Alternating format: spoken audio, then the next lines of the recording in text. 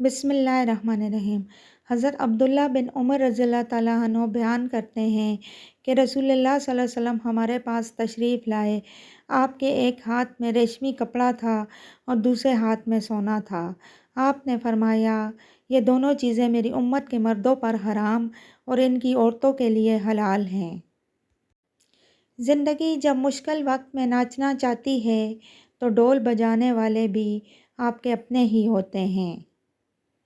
اللہ تمہاری آنکھوں سے دیکھتا ہے، اللہ تمہارے منہ سے نکلی ہوئی بات تمہارے کان سے سن لیتا ہے۔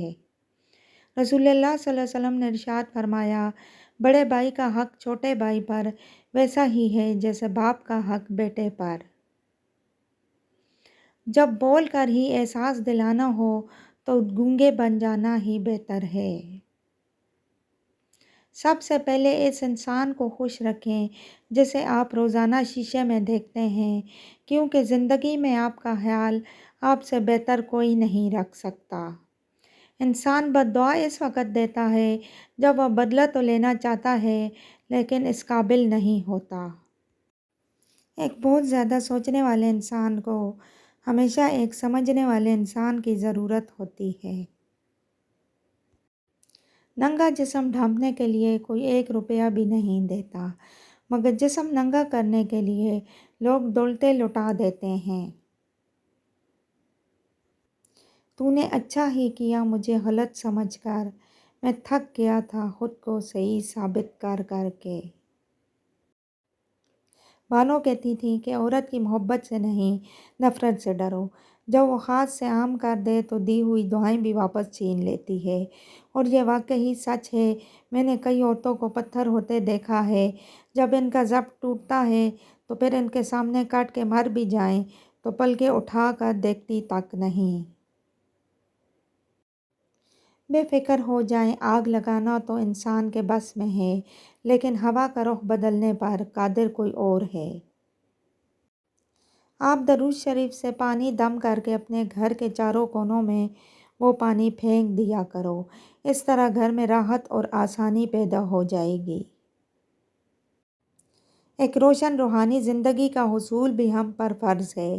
یہ ہمارا حق بھی ہے کہ ہم کسی روحانی تجربے سے گزریں، اور اگر ممکن نہ ہو تو کم از کم کسی روحانی بزرگ سے آشنائی تو ہونی چاہیے۔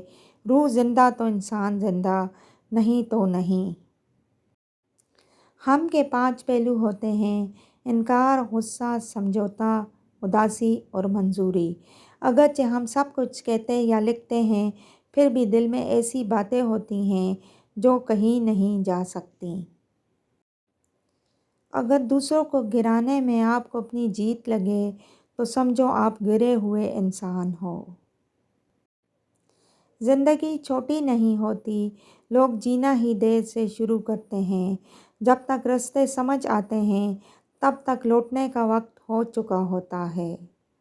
مرنے کے بعد تو ہر ایک کو اللہ کی طرف لوٹنا ہے، مگر خوش قسمت ہے وہ جو زندگی میں ہی لوٹ آئے۔ جب کسی کے لیے آپ کی ذات اور آپ کی بات بے معنی ہو جائے تو راستہ بدل لینا ذہنی اذیت سے بچنے کا بہترین طریقہ ہوتا ہے۔ مان رکھنا سیکھیں، زندگی بہت چھوٹی سی ہے۔ کوشش کریں کسی کا مان، اعتماد، اعتبار اور یقین نہ ٹوٹنے پائے۔ وقت تو گزر جاتا ہے لیکن تلخیوں کے نقش باقی رہ جاتے ہیں۔ جب واسطے اور راستے اللہ سے جڑ جائیں تو دل نہیں ٹوٹا کرتے۔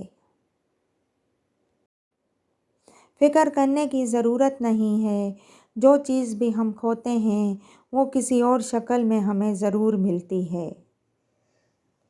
ہم ہر حالت سے سمجھوتا کر لیتے ہیں، ہم صرف انسانوں سے سمجھوتا نہیں کرتے۔ انسان کے کردار کا اندازہ صرف مسجد میں سجدوں سے نہیں بلکہ بازار میں اس کی تجارت، دفتر میں ایمانداری اور لوگوں سے اس کے رویے سے لگایا جاتا ہے۔ گناہوں کی وادیوں میں سے گزرنے والے انسان کو ماں باپ کے چہرے محفوظ کرتے ہیں۔ باپ کا چہرہ، استاد کا چہرہ، پیر کا چہرہ ضمیر کی آواز ہے۔ انہی چہروں کی یاد سے ضمیر زندہ ہوتا ہے۔ کچھ لوگ اپنے لمحے سنوارنے کے لیے دوسروں کی صدیاں ویران کر دیتے ہیں۔ دولت اور حسن کی لالچ میں اپنی سیرت مت خراب کریں، کیونکہ دولت دنیا میں اور حسن مٹی میں دفن ہو جائے گا۔ کچھ لوگ وہ نہیں ہوتے جو دکھائی دینے کی کوشش کرتے ہیں، ایسے لوگوں سے بچیں اور دور رہنے کی کوشش کریں۔ جس پر اللہ کا رحم ہوتا ہے اسے وہ اپنے در کا سائل بنا دیتا ہے۔ جو اللہ کے رحم سے محروم ہو وہ دنیا والوں کے دروازوں پر دست سوال دراز کرتا ہے۔ اللہ سے دعا کریں ہم پر ایسی کوئی مصیبت نہ آئے کہ ہم اللہ سے مدد مانگنا بھول جائیں۔ کچھ رشتوں کے نام نہیں ہوتے، مقام ہوتے ہیں، اور اگر کوئی ایک بار اس مقام سے گر جائے تو کبھی پہلے جیسا تعلق نہیں رہ پاتا۔